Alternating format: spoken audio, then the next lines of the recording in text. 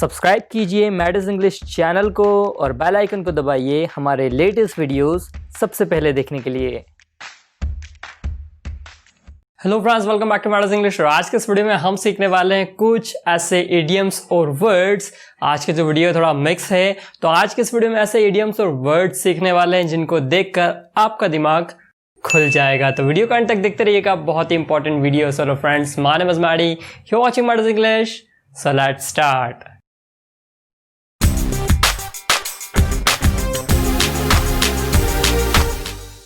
तो बिना time waste किए स्टार्ट करते हैं आज का वीडियो। सबसे पहला इडियम जो कि आपके स्क्रीन के सामने है, to buy a pig in a poke. To buy a pig in a poke का मतलब होता है कोई फालतू की चीज़ खरीद लेना। जब भी आप मार्केट जाते हैं, कहीं भी जाते हैं और आप फालतू की चीज़ खरीद कर ले आते हैं, आपके घर वाले आपको बोलते हैं अरे क्या खरीद के ले आया, बिल्कुल बेफालतू की चीज़ खरीद कर ले आया, तो उसे हम कहते हैं to buy a pig in a poke, मतलब कि फालतू की चीज़ खरीद लेना। आइए समझते हैं, सेंटेंस में आपको अच्छे से क्लियर हो जाएगा। The mobile he bought is a real pig in a poke. The mobile he bought is a real pig in a poke. मतलब कि उसने जो फ़ोन खरीदा वो बिल्कुल बदतर है। मतलब उसने उसे पहले एग्जामिन नहीं किया कि कैसे उसे खरीदना है, किस तरह का फ़ोन होगा, क्या उसके फीचर्स होंगे, बस खरीद कर ले आया, तो उसे हम कहेंगे एकदम फालतू का फ़ोन है, मतलब चलाने की नहीं बन रही है। आपने क्या बोला था कि उस फ़ोन को कुछ ऐसा खरीदना है कि उसमें सारे फीचर्स आए, ऐसा फ़ोन खरीदना है कि सारे फीचर्स आए, लेकिन आप खरीद कर लाए कुछ ऐसा फ़ोन जिसमें फीचर्स की कमी है, तो आप कहेंगे he bought a mobile, his mobile is just a pig in a poke, मतलब कि बहुत ही बेकार सा है। तो उस सेंस में हम कहते हैं पिग इन अ पॉक को means something is bought without examining properly और you are buying something without looking at it, मतलब कि आप बिना देखे भाले उस चीज़ को खरीद रहे हैं तो वो चीज़ बेकार ही निकलेगी। उस सेंस में हम कहते हैं to buy a pig in a poke, मतलब कि बेकार की वस्तु खरीद लेना। दूसरा इडियम है sit on one's hands. Sit on one's hands का मतलब होता है हाथ पर हाथ धरे बैठे रहना। जब भी कुछ ऐसा घट रहा हो, कुछ भी ऐसा हो रहा हो जिसे आप रोक सकते हैं लेकिन आप हाथ पर हाथ धरे बैठे हैं, उस सेंस में हम यूज़ करते हैं इस particular idiom sit on one's hands का, मतलब कि हाथ पर हाथ धरे बैठे रहना। आइए समझते हैं, ऐसे सेंटेंस में आपको अच्छे से क्लियर हो जाएगा। वह मेरा पर्स चुरा कर भाग गया और तुम अभी भी हाथ पर हाथ धरे बैठे हो। वह मेरा पर्स चुरा कर भाग गया और तुम अभी भी हाथ पर हाथ धरे बैठे हो। तब उसका इंग्लिश बनेगा He made off with my purse and you are still sitting on your hands. He made off with my purse and you are still sitting on your hands. मतलब कि वह मेरा पर्स चुरा कर भाग गया और तुम अभी तक हाथ पर हाथ धरे बैठे हो। इस सेंस में हम यूज करते हैं इस particular idiom sit on one's hands का। आइए समझते हैं इसका दूसरा सेंटेंस। वह तुम्हें गिरफ्तार करवा सकता है तो मैं हाथ पर हाथ धरे कैसे बैठ सकता हूं। वह तुम्हें गिरफ्तार करवा सकता है तो मैं हाथ पर हाथ धरे कैसे बैठ सकता हूं। तो उसका इंग्लिश बनेगा He can have arrested you, so how can I sit on my hands? He can have arrested you, so how can I sit on my hands? मतलब कि वह तुम्हें गिरफ्तार करवा सकता है तो मैं अपने हाथ पर हाथ धरे कैसे बैठ सकता हूँ, मतलब मैं शांति से नहीं बैठ सकता हूँ। उस सेंस में हम यूज करते हैं इस particular idiom sit on one's hands, जिसका मतलब होता है हाथ पर हाथ धरे बैठे रहना। तीसरा इडियम है get out of site. Get out of site का मतलब होता है ओझल हो जाना। वो जो आंखों से एक पल ना ओझल हुए, आपने सुना जरूर होगा। इसी को हम ट्रांसलेट करने वाले हैं आज। यह सेंटेंस बहुत ही अच्छा है और यहाँ पर हम इस पर्टिकुलर मीनिंग को भी कवर कर पा रहे हैं। तो आइए समझते हैं सेंटेंस को इंग्लिश में किस तरह से बनाया जाएगा। वो जो आंखों से एक पल ना ओझल हुए, the one who did not get out of sight for a moment, the one who didn't get out of sight for a moment, मतलब कि वो जो आंखों से एक पल ना ओझल हुए, तो ओझल हो जाना उसे हम कहते हैं गेट आउट ऑफ साइट। कैसा लगा है सेंटेंस, कमेंट में ज़रूर बताइएगा और यहाँ पर सेंटेंस पसंद आया तो इसे एक लाइक जरूर कीजिएगा। आइए देखते हैं कुछ और सेंटेंसेस। क्या आप जानते हैं आप में से कोई भी या फिर आप ही अगर दुकान से सामान चुराते हैं उसके लिए भी एक इंग्लिश में वर्ड है। जी हाँ, to steal something from shop इतना अच्छा नहीं लगेगा अगर हम कहेंगे कि आप दुकान से कुछ सामान चुरा रहे हैं, कोई भी दुकान से कुछ सामान चुरा रहा है तो इतना अच्छा नहीं लगेगा। लेकिन जैसे ही आप कहेंगे टू शॉपलिफ्ट, टू शॉपलिफ्ट का मतलब होता है दुकान से चोरी चुपके सामान चुरा लेना, टू शॉपलिफ्ट। तो यहाँ पर इस पर्टिकुलर वर्ड को बताने के लिए, इस पर्टिकुलर सेंस को बताने के लिए हमारे पास में एक वर्ड है टू शॉपलिफ्ट, मतलब कि दुकान से कुछ सामान चुरा लेना। आइए समझते हैं सेंटेंस में, आपको अच्छे से क्लियर हो जाएगा। वह दुकान से सामान चुराते देखा गया, वह दुकान से सामान चुराते देखा गया। He was seen shoplifting, he was seen shoplifting, मतलब वह दुकान से सामान चुराते देखा गया। दुकान से सामान चुराने के बाद भी किसी को उस पर शक नहीं हुआ, दुकान से सामान चुराने के बाद भी किसी को उस पर शक नहीं हुआ। No one suspected him even after shoplifting, no one suspected him even after shoplifting, मतलब कि दुकान से सामान चुराने के बाद भी किसी को उस पर शक नहीं हुआ। बड़ा ही शातिर चोर था। अगला वर्ड है had nowhere। हैड नोवेयर का मतलब होता है सफलता ना मिलना। जब भी आप कुछ काम करें लेकिन आपको सफलता ना मिले, उस सेंस में हम यूज करते हैं हैड नोवेयर का। आइए समझते हैं इसे सेंटेंस में किस तरह से यूज किया जाएगा। I tried to persuade her but I had nowhere, I tried to persuade her but I had nowhere, मतलब कि मैंने उसे मनाने की कोशिश की लेकिन मैं सफल नहीं हो पाया। इस तरह से हम यूज करते हैं इस पर्टिकुलर वर्ड को सेंटेंस में। जब भी आप किसी को राजी करने की कोशिश करें या फिर कुछ काम आप खुद ही करें लेकिन आप सफल ना हो पाए, उस सेंस में हम हैड नोवेयर का यूज करते हैं। आइए देखते हैं दूसरा sentence. If you do not work hard you will had nowhere, if you do not work hard you will had nowhere, मतलब कि अगर आप कठोर परिश्रम नहीं करोगे तो आप सफल नहीं हो पाओगे। इस तरह से हम यूज करते हैं हैड नोवेयर का। आई होप कि आपको ये वर्ड अच्छा लगा होगा। कैसा लगा ये वर्ड कमेंट में जरूर बताइएगा और सेंटेंसेस बनाकर भी सेंड जरूर कीजिएगा।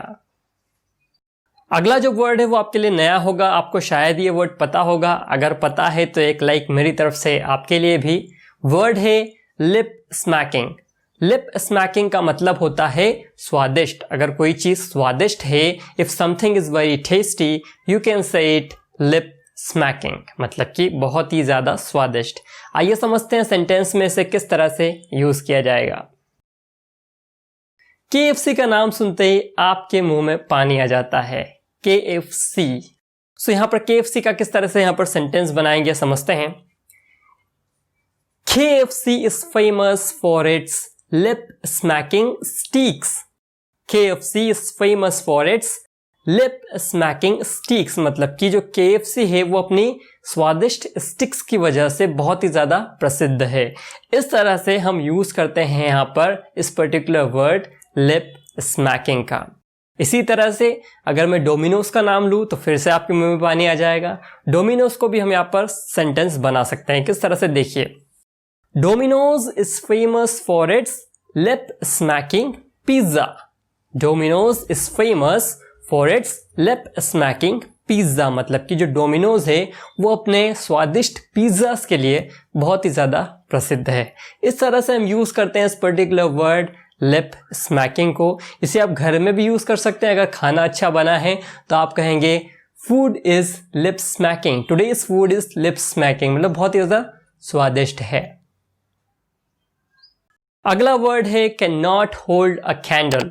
Can not hold a candle या फिर कैंट होल्ड अ कैंडल का मतलब होता है कि तुलना ना होना। अगर कोई चीज़ जिसकी तुलना नहीं की जा सकती, जिसकी बराबरी नहीं की जा सकती, जो अतुल्य है, उसे हम कहते हैं can not hold a candle. ऐसी कोई भी चीज़ हो सकती है, कोई चीज़ हो सकती है, कोई व्यक्ति, किसी पर्सनालिटी हो या फिर वो ऐसी उस प्रोफेशन में हो लेकिन उसकी बराबरी कोई नहीं कर सकता। उस सेंस में हम यूज़ करते हैं can not hold a candle का। आइए समझते हैं सेंटेंस में, आपको अच्छे से क्लियर हो जाएगा।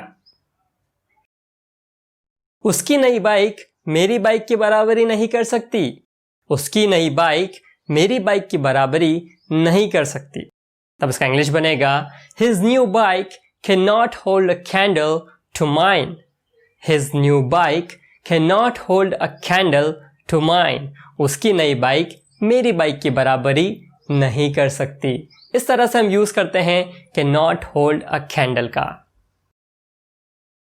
दूसरा sentence, although he runs fast but he cannot hold a candle to Usain Bolt. Although he runs fast but he cannot hold a candle to Usain Bolt, मतलब कि माना कि वो तेज दौड़ता है, हालांकि वो तेज दौड़ता है लेकिन उसेन बोल्ट की बराबरी नहीं कर सकता। कोई भी उसेन बोल्ट की बराबरी नहीं कर सकता। इस तरह से हम बनाते हैं sentence cannot hold a candle का। इसी तरह से the sequel wasn't bad but it cannot hold a candle to the original, मतलब कि जो मूवी का सीक्वल था वो ठीक ठाक था, मतलब तब बेकार भी नहीं था, ठीक ठाक था, लेकिन ये असली जो मूवी बनी है उसकी बराबरी नहीं कर सकता। मतलब ये है कि अगर कोई मूवी बनी है इंडियन एडिशन में लेकिन उसे आप साउथ इंडियन एडिशन में लेकर जाते हैं तो थोड़ा लैंग्वेज का भी इफेक्ट पड़ता है और यहाँ पर फाइट भी उस तरह के नहीं होती जैसा कि उस मूवी में हुआ है। तो यहाँ पर वो अगर चेंज हो जाती है, उसका सीक्वल बन जाता है, एक मूवी जो अलग थी दूसरी मूवी जो बहुत ही ज़्यादा अलग है, तो उसमें ओरिजिनल की बराबरी नहीं हो सकती। इस तरह से हम यूज़ करते हैं इस particular word can not hold a candle को, मतलब कि किसी चीज़ की तुलना ना होना। अगला वर्ड है tap someone for something. Tap someone for something का मतलब होता है किसी को किसी काम के लिए चुनना। जैसे कि मान लीजिए कोई कंपनी बहुत ही ज़्यादा ग्रोइंग स्टेज में है, उस कंपनी को और ग्रो करने के लिए यहाँ पर कुछ ऐसे मैनेजर्स की ज़रूरत है, कुछ ऐसे लोगों की ज़रूरत है जो कि इस कंपनी को आगे तक ले जाएं। तो यहाँ पर कुछ ऐसे लोगों की ज़रूरत पड़ेगी। सो टैप समवन फॉर समथिंग मतलब किसी को किसी काम के लिए चुनना। आइए समझते हैं सेंटेंस में, आपको अच्छे से क्लियर हो जाएगा। I cannot believe that I have been tapped for the CEO.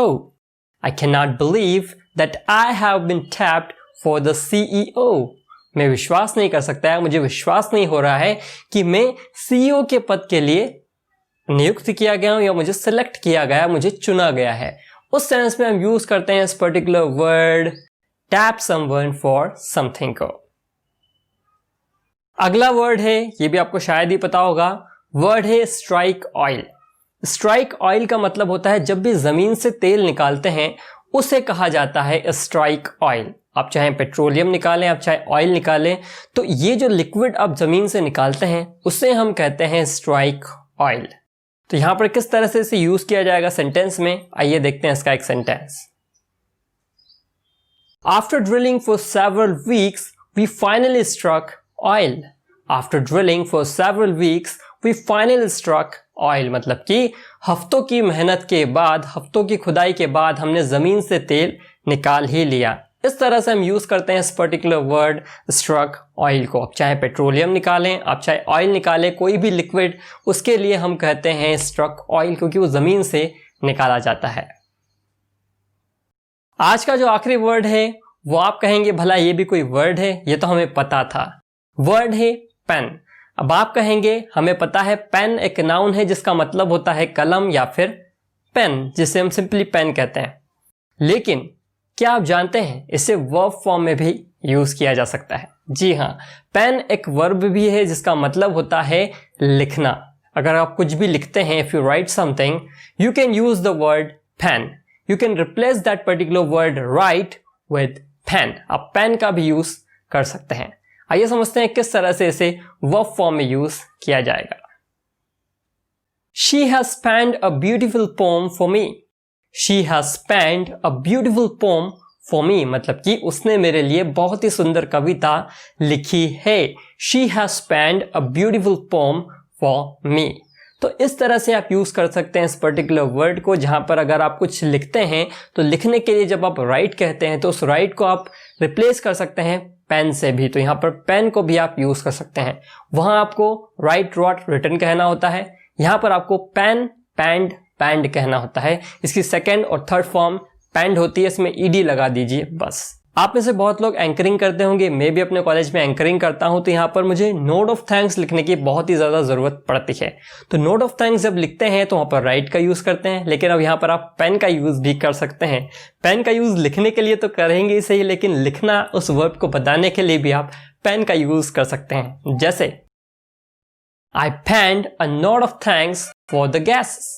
I penned a note of thanks for the guests, मतलब कि गेस्ट के लिए मैंने नोट ऑफ थैंक्स लिखा। उस सेंस में हम यूज कर सकते हैं इस पर्टिकुलर वर्ड पेन को, जिसका मतलब अब वर्ब में बदल गया है, मतलब कि लिखना।